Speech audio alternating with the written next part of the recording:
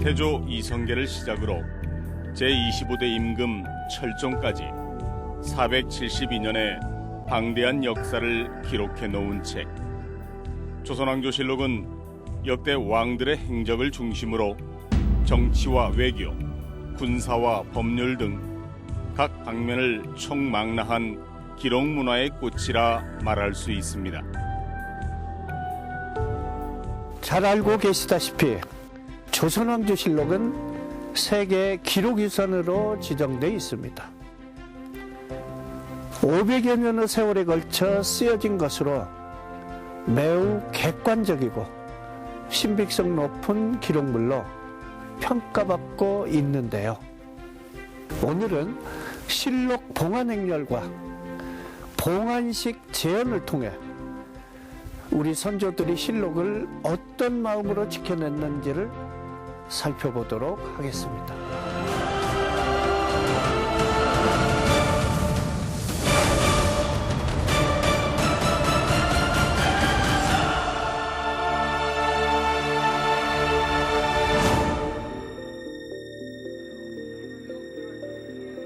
무주 읍내에서 약 9km 떨어진 곳에 자리한 이 웅장한 산이 바로 적상산입니다. 단풍이 들면 마치 붉은 치마를 두른 것처럼 보인다 해서 붉을 적에 치마산, 적상산이라 이름 붙여진 겁니다. 이 산의 정상에는 무주 양수발전소의 상부저수지인 적상호가 자리하고 있습니다.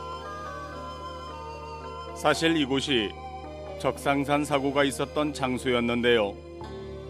1995년 댐을 만들면서 사고지가 수몰되고 나서 호수 바로 옆에 사고를 복원해 놓았습니다. 기록에 따르면 1614년 지어진 적상산 사고는 1618년 선조실록 봉안을 시작으로 기나긴 세월 동안 조선의 역사를 지켜왔던 겁니다. 472년의 역사를 갖다 근 300년 동안 우리 지역에서 우리 적상산을 지켜낸 거거든요. 요번 이제 그 재현을 통해서 야 이거 정말 이게 큰 그리고 자랑거리인 이게 사고의 고장으로서의 이제 이것을 많은 국민들이 알 수 있도록. 2019년 가을 시선을 사로잡는 화려한 전통 복장을 갖춘 이들이 무주군청 앞에 모였습니다. 조선왕조실록 적상산 사고 봉안행사 재현을 위해 바쁜 걸음을 재촉하는 이들의 표정에는 긴장감마저 흐르는데요. 적상산 사고의 실록을 봉안하는 그런 그 의식과 이제 그 서울에서 이 실록을 이제 봉안하는 봉안사 행렬이 오는 요 장면들에 대해서는 뭐 실록청 의계라든가 또 뭐 이런 국조보관 가민청 의계 반차도 또 실록 형제안 이런 그래도 다행히도 우리 선조들이 기록한 여러 이런 자료들이 있습니다. 그래서 이런 자료들의 바탕을 해서 가능하면 원래 이 역사의 그 원형을 잘 유지할 수 있는 이런 방향으로 군사와 의장대, 고치대 등 150여 명의 사람들이 다양한 역할로 참여해 성대한 행렬을 보여줄 채비를 하는데요. 그 가운데 황인홍 무주군소를 비롯해 이번 행사를 기획한 문화원 관계자들이 주요 출연자로 함께했습니다. 조선왕조실록의 적상산 사고 봉안 행렬 및 봉안식을 재현하는 뜻깊은 행사에 참여하게 된 것을 영광으로 생각합니다. 아울러 봉안 행렬은 역사를 기억하고 기록하는 것을 넘어 우리가 새로운 역사를 만들어 나간다는 것에 더 큰 의미가 있다고 보여집니다. 흥겨운 소리에 맞춰 실록을 맞이하기 위한 첫 발을 내딛게 되는데요. 무주부사의 지휘 아래 한양에서 실록을 모시고 내려오는 봉안사 일행을 맞이하는 환영 행렬이 뒤를 따르게 되는데요. 오늘 무주부사 역할은 무주군수가 맡았습니다. 당시 실록을 맞이한다는 것은 곧 왕을 모시는 것이기 때문에 경건하고 엄격한 격식을 갖췄습니다. 무주 관아의 아전과 유생들, 그리고 의장대와 고추대가 무주부사 뒤를 따라 실록마중에 나섭니다.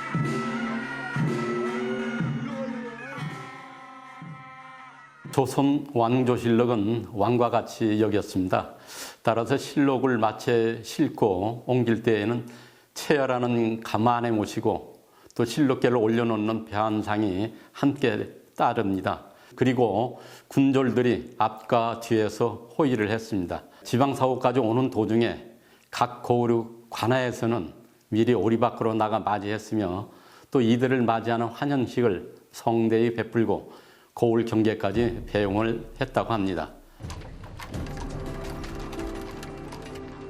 봉안사 행렬이 무주 읍내 어귀에 나타납니다. 적상산사고 봉안행사의 책임자인 봉안사는 정 3품급인 당상관이 맡게 되는데요. 지금으로 보면 차관급 공무원으로 그 위상을 짐작해 볼 수 있을 겁니다. 총책임자인 당상관 뒤에는 기록과 편찬을 담당한 춘추관의 관원인 기사관이, 그리고 그 뒤에는 실록을 봉안하는 날짜를 잡기 위해 관상감 관원이 함께했습니다. 그리고 임금과 같은 위상의 실록을 모신 만큼 행렬의 앞과 뒤에는 호위군이 자리합니다. 지금 보시는 것은 배한상입니다. 실록을 봉안할 때 실록궤를 올려놓는 용도입니다. 또 마차에 실려있는 가마는 체열하고 불립니다. 이 비단 가마에는 배한상에 올릴 실록을 담은 나무 괴짝이 실려 있습니다. 봉안의식의 주인공인 조선왕조 실록은 어떻게 만들어지는 걸까요? 가장 중요한 사실은 왕의 사후에 쓰여진다는 건데요. 쌍일보 조선국 임금의 원령이시여 돌아오소서. 왕이 승하하면 임시기구인 실록청을 만들고 사관들이 기록한 사초와 승정원 일기 등 정보기관의 기록 등을 모아 실록을 편찬하고 간행하게 됩니다. 현재 국보로 지정된 2219책이라는 방대한 분량의 조선왕조 실록은 한 왕조의 역사를 단절없이 체계적으로 기록해 세계에서 그 유래를 찾기 힘든 기록유산입니다. 또한 내용적으로도 공정성과 객관성을 담보한 것으로 평가받는데요. 거기에는 그만한 이유가 있습니다. 실록은 또 한편에서는 권력자들에 대한 견제, 왕에 대한, 그래서 왕을 못 보게 한다는 거예요. 그러니까 살아서는 최고의 권력자지만 역사는 좀 두려워할 수 있게끔 한다고 그럴까? 그러니까 어떻게 보면은 실록을 놓고 왕권과 신권의 어떤 그 갈등, 이런 부분도 있을 수 있겠죠. 이런 부분이 이제 왕은 보려 하고 신하들은 못 보게 하고, 조선왕조실록만큼의 객관성을 담보한다는 것도 참 어려울 거다. 그런 점에서 아주 뛰어나고, 그러니까 우리의 어떤 조선의 정신, 그리고 어떤 우리 기록만화의 꽃과 같은 존재가 실록이고, 그러면 이제 조선사회를 역사도 기록하면서 또 조선사회를 안정적으로 유지해가는 하나의 방책 하나로서도 중요한 의미를 가졌던 게 실록이다. 기록에 보면 지방 관아에서는 오리, 그러니까 약 2km 마을 어귀에까지 나가 봉안사 행렬을 기다려 맞이했다고 하는데요. 곳곳에 화려한 채색 비단을 내걸어 실록의 도착을 환영하는 축제 분위기를 한껏 고조시키게 됩니다. 실록이 실린 가마와 봉안사 일행까지 도착하면 일단 무주 관아에 실록을 임시 보관하게 됩니다. 무주 부사와 탕상관이 단위의 자리를 잡으면 서리들이 체여에 실린 실록궤를 꺼낸 뒤 한양에서 가져온 배한상에 올려놓습니다. 실록궤는 그 누구도 열지 못하도록 봉인돼 있는데요. 조정의 허가를 받은 사관들만이 필요할 때 실록궤를 열 수 있었습니다. 실록을 인수받은 무주부사가 중앙에서 내려온 실록을 봉안하는 첫 순서로 국왕께 올리는 사배의 예를 올리게 됩니다. 국궁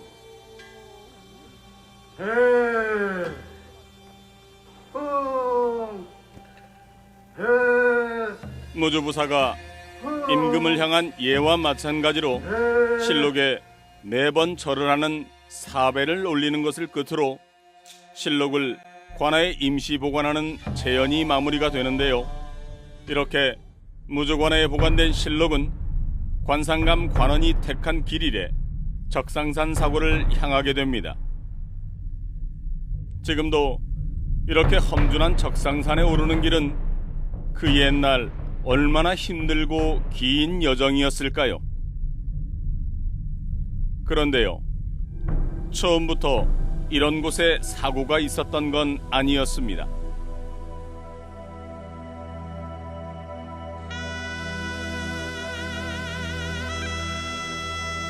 고려 때에는 대충 기록으로 보면 개경 춘추관만 있다가 이게 좀 불안하죠. 그러니까 외사고를 설치하는데 그때 이제 처음으로 외사고 설치됐던 데가 해인사예요. 그러다가 이제 고려 말쯤에 가서는 외사고가 이제 충주 쪽으로 옮겨가게 되죠. 그러니까 조선 건국 후에는 두 개 사고가 있었던 거예요. 이제 서울 춘추관하고 그 다음에 충주 외사가하고.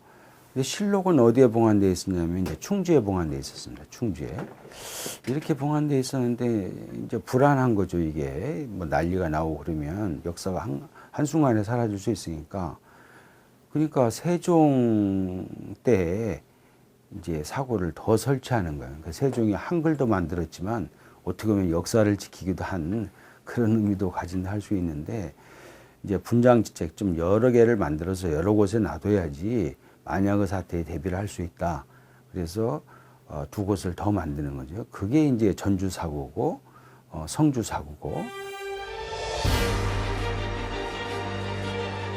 세종 21년인 1439년 한양의 내사고인 춘추관과 지방의 외사고인 충주사고에 더해 경상도 성주와 전라도 전주에 사고가 들어서게 됩니다. 그러다 1592년 임진왜란 때 한양의 춘추관과 충주, 성주 사고가 소실되고 전주 사고만이 남게 되지요. 유일하게 남아있던 전주 사고의 실록은 전란을 피해 정읍의 내장산으로 옮겨지는데요. 임진왜란이 끝나고 전주 사고본을 모본으로 새로 출판한 세 부의 실록과 교정본을 합해 총 5부의 실록이 갖추어집니다. 전주사고 실록 원본은 강화도 만이산으로, 그리고 나머지 4부는 춘추관과 오대산, 태백산, 묘향산에 각각 봉안됩니다. 임진왜란을 계기로 조선 후기의 실록은 안전을 최우선으로 험준한 산속으로 옮겨지게 된 겁니다. 그 후 대륙을 호령했던 명나라가 쇠퇴하고 여진족 누르하치가 세운 후금의 힘이 강해지면서 조선의 북쪽 땅은 전운이 감돌게 되는데요.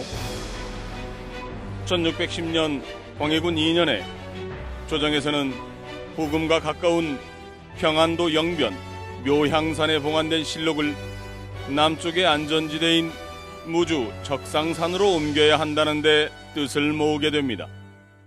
이제 임진왜란 후에는 본래 묘향산에 사고가 설치되는 거죠. 묘향산, 강화도 만이산, 그리고 오대산, 태백산, 중앙 춘추관 말고 이렇게 설치가 되는데 이제 후금이 일어나지 않습니까? 중국에 이제 청나라가 득세를 하게 되니까 북방이 불안하단 말이에요. 이게.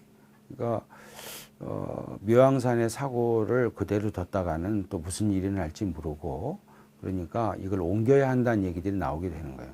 그래서 이제 옮겨가는 곳으로 이제 대두된 것이 무주 적산산 사고가 되는 거죠. 이렇게 해서 무주에 적산산 사고를 설치를 하고 광해군 때 설치를 하고 그리고 이제 선조실록을 처음 봉안을 하죠. 그래서 1614년 이곳 적상산에 실록각을 세우고 그로부터 4년 후인 1618년에 선조실록을 봉안하게 됩니다. 폭음의 침입으로 정묘 호란을 겪은 인조는 묘향산 사구에 있던 실록을 적상산 사구로 옮기기로 결정하게 되는데요. 1634년 12월 묘향산 사구본이 적상산으로 완전히 이안되면서 적상산 사구는 조선왕조의 역사를 지키는 든든한 버팀목으로 자리매김하게 됩니다.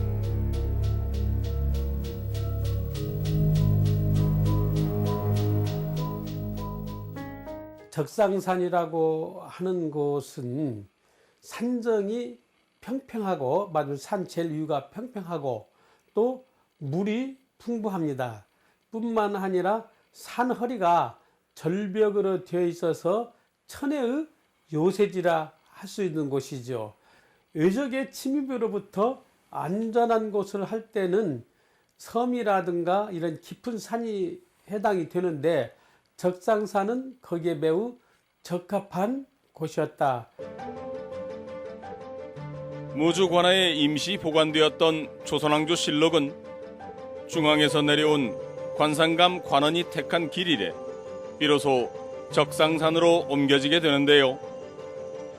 좁고 험한 산길을 걸어 적상산 꼭대기에 있는 사구까지 가야 하는 험난한 여정.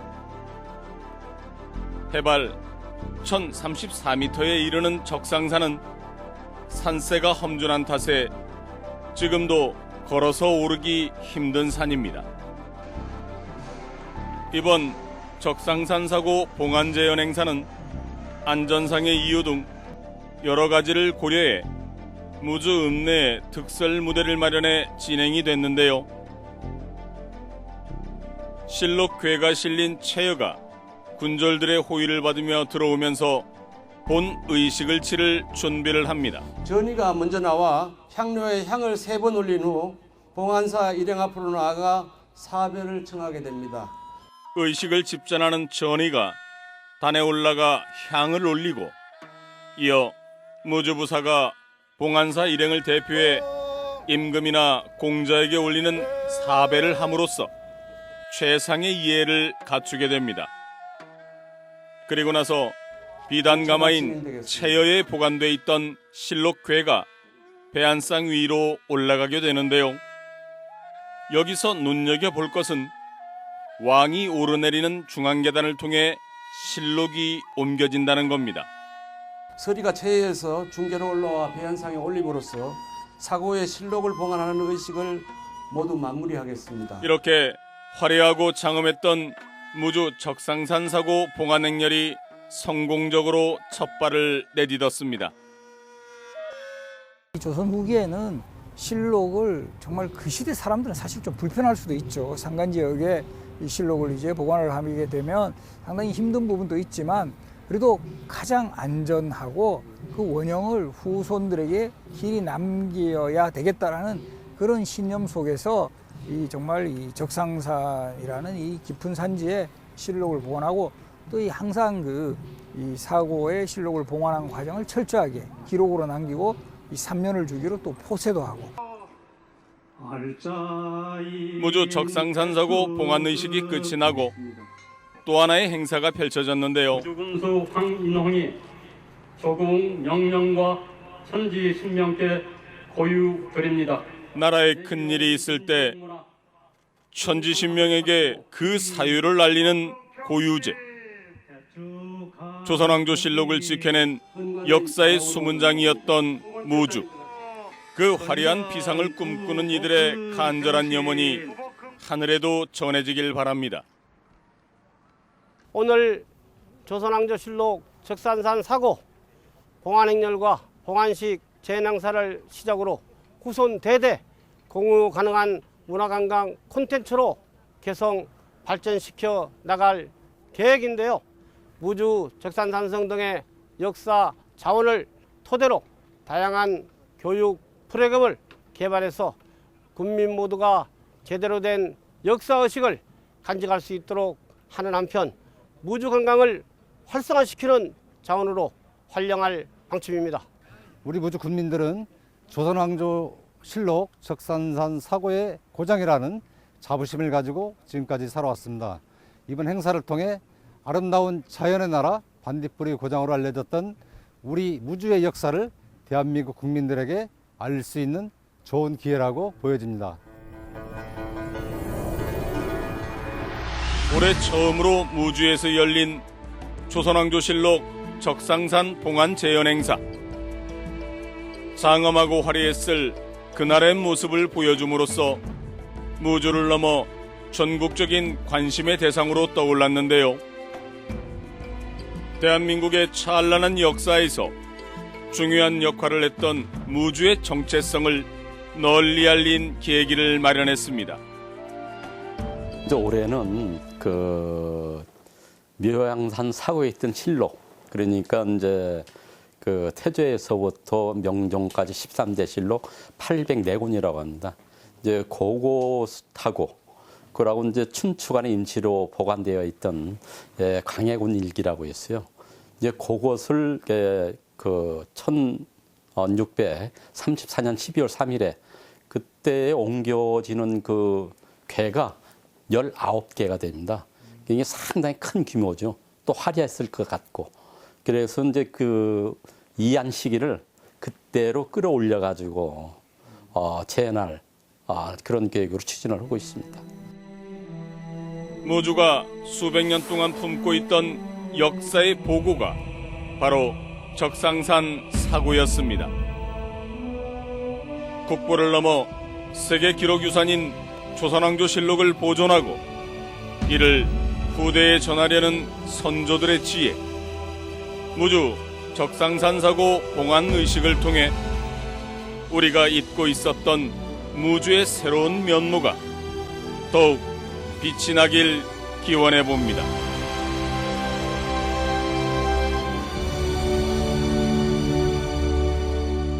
편찬부터 봉안, 그리고 그 이후에 관리에 이르기까지 모든 과정 하나하나에 우리 선조들은 많은 공을 들였습니다. 그 덕분에 우리는 조선시대의 정치와 경제, 그리고 종교와 풍습 등 역사적 사실을 정확히 알 수가 있는 건데요. 다음 주에는 이러한 실록의 가치와 무주 적상산 사고의 역사를 좀 더 자세히 살펴보도록 하겠습니다.